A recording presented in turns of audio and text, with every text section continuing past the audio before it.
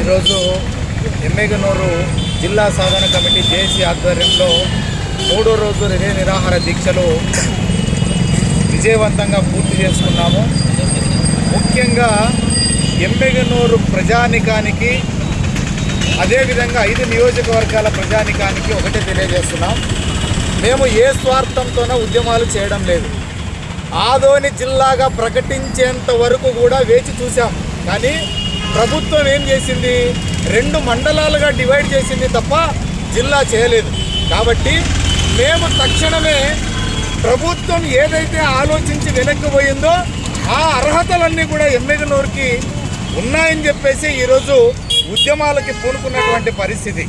ఇక్కడ ఏంటంటే, ఒకటి మీడియా ప్రజాప్రతినిధులు ఒకసారి ఆలోచన చేయాలి.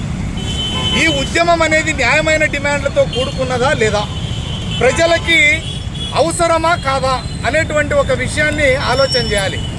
ఆదోనిని జిల్లాగా ప్రకటించిన, ఎమ్మెగనూరుని జిల్లాగా ప్రకటించిన మా ఉద్యమాన్ని విరమిస్తాం. ఈరోజు ఆదోని జిల్లా చేయాలని చెప్పి అంత పెద్ద ఎత్తున ఉద్యమాలు చేస్తున్న ప్రభుత్వం ఎందుకు స్పందించలేదు అంటే, అక్కడ కొన్ని భౌగోళిక పరిస్థితులు అనుకూలించలేదని. ఆ మౌలిక మరియు భౌగోళిక పరిస్థితులు ఇక్కడ అన్ని రకాల అర్హతలు ఈ ఎమ్మెగనూరు ప్రాంతానికి ఉన్నాయి. మరి ప్రభుత్వం ఎందుకు ఆలోచన చేయకూడదు? ఎమ్మెగనూరు 2 రాష్ట్రాలను సరిహద్దులను కలిపే ప్రాంతము, వేల ఎకరాల ప్రభుత్వ భూమి కార్యాలయాలకు అవసరము, తాగునీటికి మరియు సాగునీటికి అవసరమైనటువంటి నీటి సౌకర్యం ఉంది, రవాణా వ్యవస్థకి హైవే లైన్లు కలుపుకొని ఎమ్మెగనూరు ఉంది. ఇక్కడ రాష్ట్రంలోనే క్రైమ్ తక్కువ ఉన్నటువంటి ప్రాంతము, మత సామరస్యానికి ప్రతీగా ఎమ్మెగనూరు ప్రాంతము, అక్షరాస్యత కూడా ఎక్కువగా ఉన్న ప్రాంతము, వ్యవసాయం కూడా ఎక్కువగా ఉన్న ప్రాంతము, చేనేతలు ఎక్కువగా ఉన్నటువంటి ప్రాంతము, రాజకీయ సంశ్లేషణలు కూడా ఇక్కడ నుంచి ప్రారంభమైనటువంటి ప్రాంతము. మరి ఇవన్నీ దృష్టిలో పెట్టుకొని కూటమి ప్రభుత్వము తక్షణమే ఎమ్మెగనూరుని జిల్లాగా ప్రకటించాలని చెప్పేసి మేము దీక్షలు కూర్చోవడం జరిగింది. ఇది ఒకసారి ఆలోచన చేయాలి ప్రజలు కూడా. ఆదోని జిల్లా చేయలేదు, ఎమ్మెగనూరు కూడా జిల్లా చేయరేమో అన్నటువంటి ఆలోచనని వదలాలి.